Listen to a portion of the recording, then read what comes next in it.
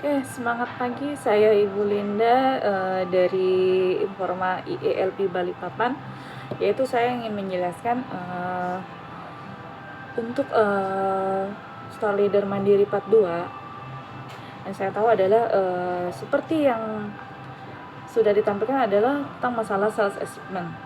Ya, di kuartal Q3 dari Juli sampai September 2020 ya, mencapai hanya 85% dan minus growth sebesar 35% versus tahun lalu, dan hanya satu SE yang mencapai 100%, sedangkan dua sales itu tidak mencapai 100%. Nah, kenapa? Dilihat dari traffic, ya, di traffic versus tahun lalu ada kenaikan sebesar 10%.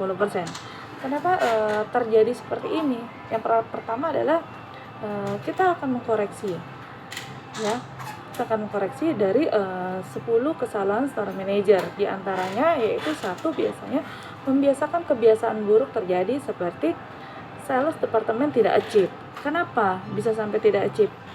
Nah, kita harus tahu kendala atau faktor-faktornya.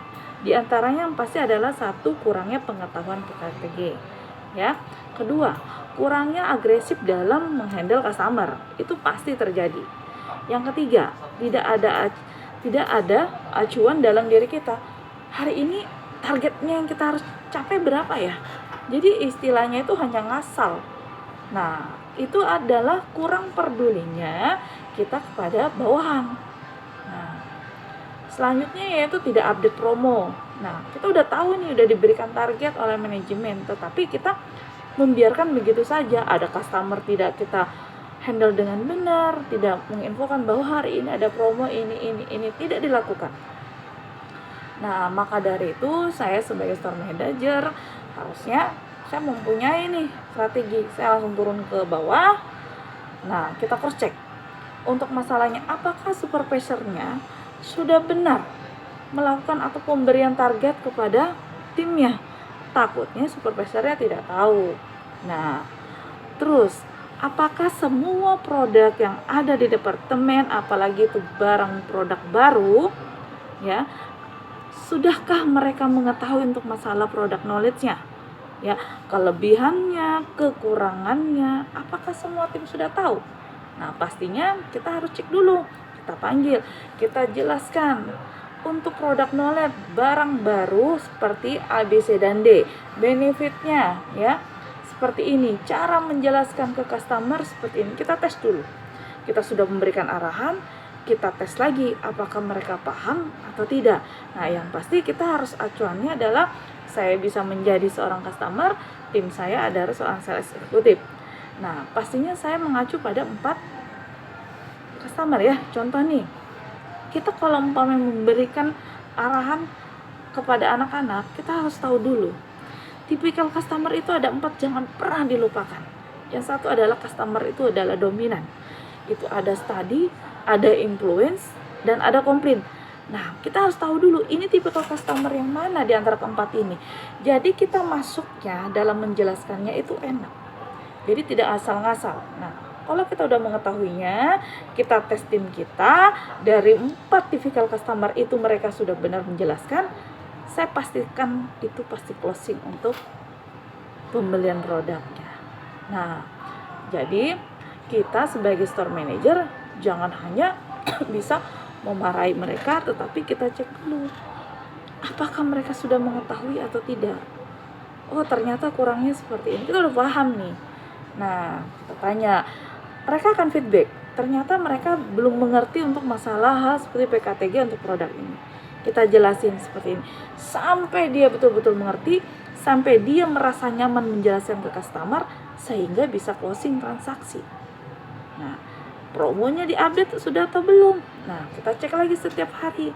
Ini promonya udah belum, POP-nya benar nggak? PA-nya apakah sudah terganti atau tidak? Sudah terekspos atau tidak? Apakah sudah dilakukan semua ke customer? Kita cek, kita kontrol lagi per 2 jam. Nah, yang pemberian target diberikan tadi apakah sudah tercapai? Nah, biasanya kan di departemen itu hanya ada 3, SPP 1, 2, sales. Apakah hari ini targetnya sudah terpenuhi atau tidak? itu setiap 2 jam harus kita kontrol, sehingga kita memotivasi anak-anak, motivasi supaya dia tuh agresif, gesit, semangat. Tapi kalau kita hanya melakukan pembiaran, pasti sales kita hanya begitu-begitu saja. Nah, untuk yang kedua, yang pastinya adalah kita tidak melakukan evaluasi berkala. Nah, kenapa? Contoh nih, sales yang pencapaian 3 bulan tidak achieve, kita biarkan begitu saja. Kita tidak panggil, kita tidak lakukan arahan, asal aja. Jadi semaunya dia, pergi, pulang, ya sudah. Datang ke toko, tidak dilakukan hari ini, saya tidak dimarahin atau tidak. Nah, kita harusnya sebagai seorang manajer, kita harus memikirkan hal itu. Maka dari itu, setiap per 2 jam, per minggu, ya per bulan, sampai periode kuartal Q3 itu kita harus benar-benar cek. Sales mana yang berkontribusinya kurang di departemen. Sales mana yang tidak rata-rata tidak achieve selama 3 bulan. Kita harus eksekusi. Seperti apa?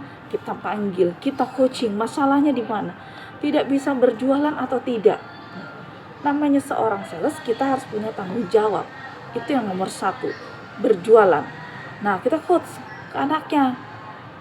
Kenapa sampai terjadi seperti ini? Intinya jangan pernah dilakukan pembiaran. Ya, jadi kita sebagai store manager, kita turun, kita harus benar-benar meneliti semua tim kita. Apakah sudah benar atau tidak di lapangan? Itu. Untuk yang ketiga, ya, kita jangan pernah ibaratnya lebih menghakimi daripada melatih. Udah tahu nih, salesnya di departemen jelek, tapi kita hanya bisa menyalahkan supervisornya, menyalahkan salesnya. Kenapa seperti ini? Ya, kita SP aja. Anak-anak seperti ini kita SP aja karena tidak berkontribusi. Nah, itu salah.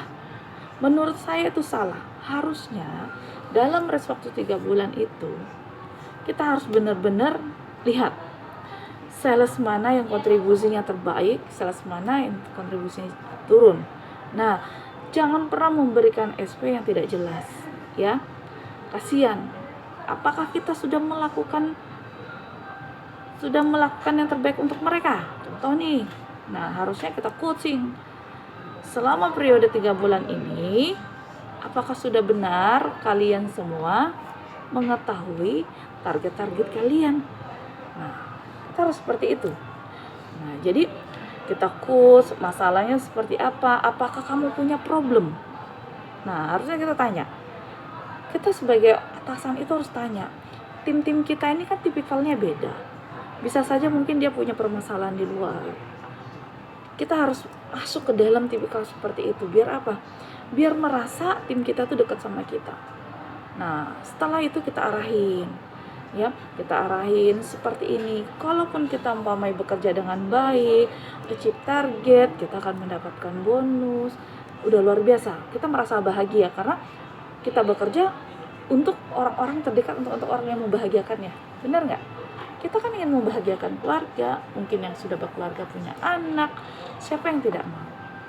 Jadi kita sebagai store manager tidak boleh egois begitu saja. Tidak boleh menghakimi daripada melatih. Kita latih dulu merekanya, ya, supaya mereka merasa dekat sama kita. Nah, jadi jangan apa-apa tuh langsung ngejudge. Apa-apa langsung jangan ngejudge. Jangan. Kita panggil dulu, apakah mereka punya problem atau tidak. Nah, kalau memang dia tidak punya problem, kita arahkan yang baik. Pasti akan berhasil. Nah, itu aja dari saya. Implementasinya mudah-mudahan bisa membantu dan membangun semangatan supaya agresif. Selamat pagi.